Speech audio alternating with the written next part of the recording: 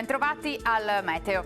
Sul continente europeo si instaura una circolazione ciclonica con impulsi di aria fresca e a tratti instabile. Martedì 24 agosto tempo in prevalenza buono ma con qualche disturbo.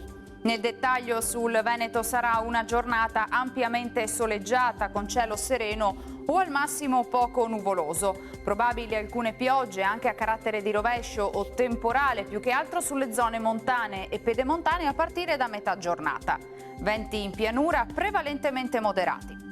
Vediamo anche le temperature che saranno in lieve calo, minime tra 14 e 19 gradi, valori massimi oscillanti invece tra i 25 e i 29 gradi all'incirca. Ci spostiamo ora sul Friuli Venezia Giulia, anche qui tanto sole un po' su tutti i settori, lo vediamo, qualche addensamento sui rilievi, ma in genere sarà innocuo.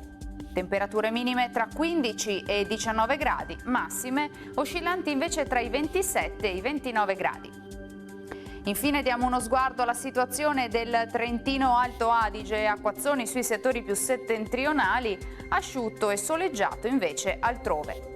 Temperature minime intorno ai 16 gradi, massime infine sui 28 all'incirca.